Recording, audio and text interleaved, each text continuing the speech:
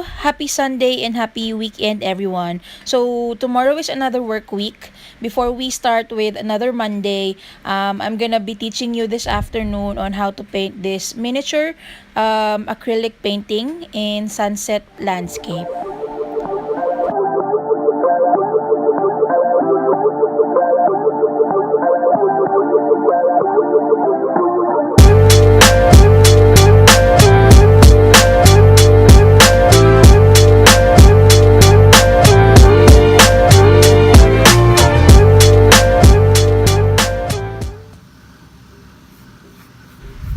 So for the materials that I will be using, I'll just include that on the description box below. But first things first, I'll be mixing or putting yellow acrylic paint on my mini canvas first, and I'll just spread it across the canvas. It doesn't have to be perfect. It's just gonna be our base for the artwork. So I'm just using a flat brush here from Monte Marte.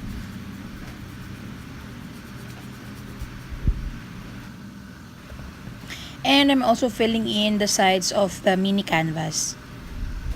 Let's wait for my camera to focus. Oh, okay, there. So I'm filling in the sides, all sides of the canvas.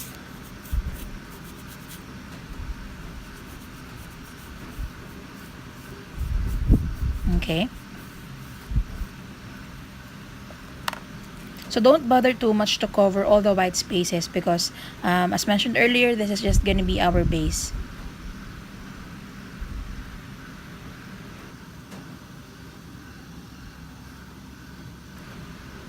And I'm gonna be putting a lot of yellow acrylic paints.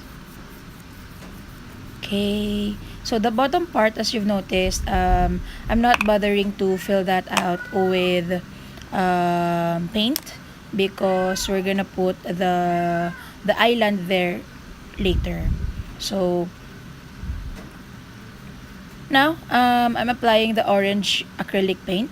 So I'm just brushing it back and forth very lightly so I won't have a harsh or hard line in between the two colors. And I want to have a well blended effect for orange and the yellow.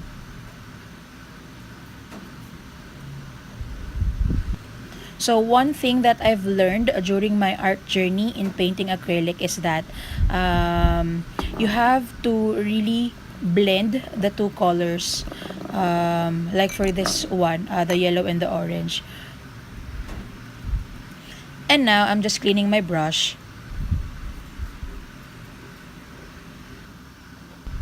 So while cleaning my brush, I'm gonna add it. I'm gonna add some colors, more yellow colors on the canvas. On top of that, orange acrylic paint.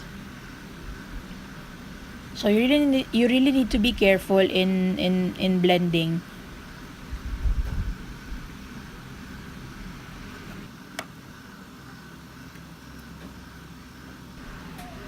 And don't forget the sides too.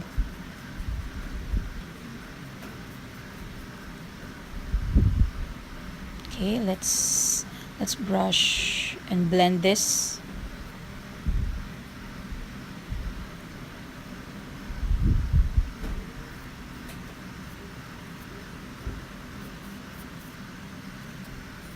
Okay. So let's just wait for the paint to dry, and then after that we're gonna paint the island and the trees and whatever elements that we want to include on the painting.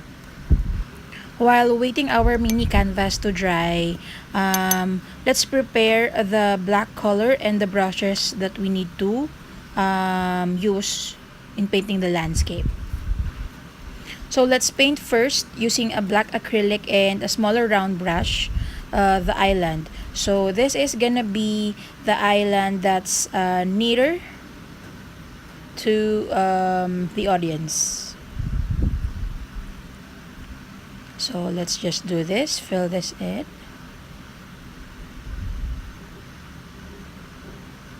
Okay. So So as you've noticed, I don't really have a specific pattern. Instead, I'm just scribbling lines and curvy lines in making the island or the foreground. Okay, let's just have some here.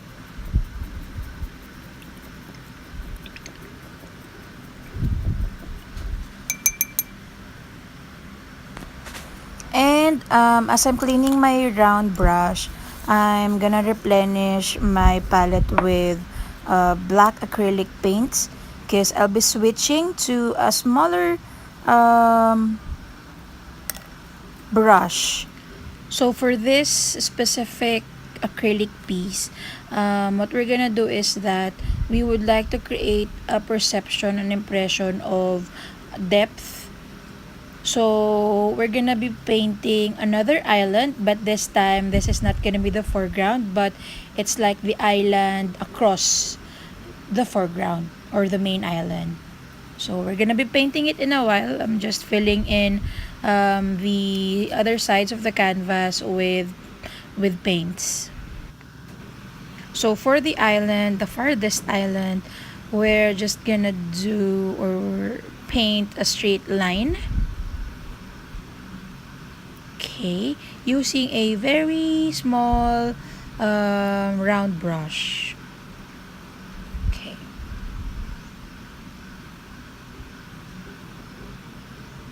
So imagine that you're looking at the island across the main island or from the resort that you are checked into.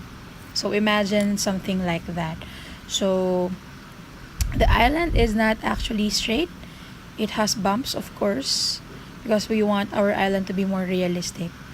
After sketching the island, we're gonna paint a small coconut tree. So it's like painting a spider. But after that, wet your brush a little bit and get a small and ample amount of black acrylic paints. Okay, so I'll have the leaves of the coconut tree.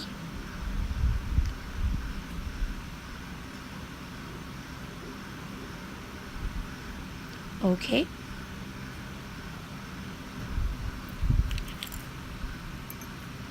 Wait, I think I'll just gonna revert to the other brush. Okay, there. Painting the leaves one by one.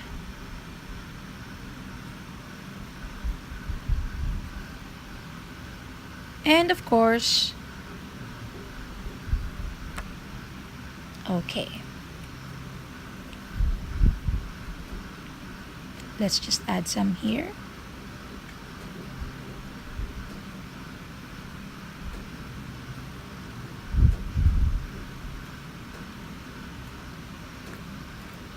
So the trees and the islands are black because it's just basically a silhouette. Since we're already at the sunset, so we're assuming that all other elements are in silhouette. So I'm just scribbling the paints upwards to create a grass-like element. Okay, just gonna straighten this out. There. Okay, so now we have the island across the main island, and we're gonna paint our coconut tree again, but this time it's of course nearer, or it's in the foreground. So let's just paint spider-like lines. Okay, it doesn't have to be perfect again because we're gonna cover it up with the leaves.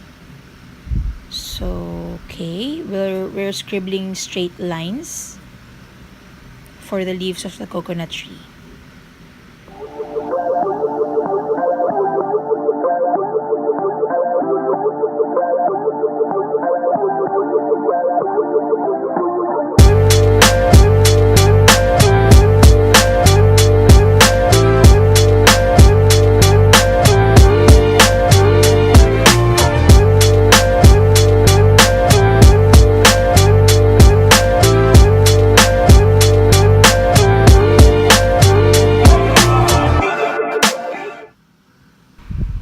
So for the next part, we're gonna have some straight lines in here, but very lightly use the small brush. It's just gonna be the reflection of the islands.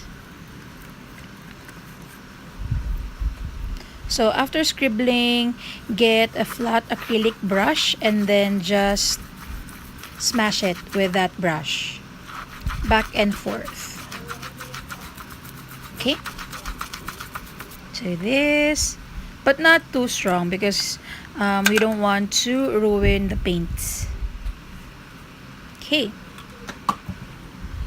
so now that we have the farthest island and the foreground, and we have the reflection, I have here my calligraphy pen from Artline, and I'm gonna use this to draw the birds in the sky. So I don't want to use the brush because I might ruin it, so I'll just use this calligraphy pen.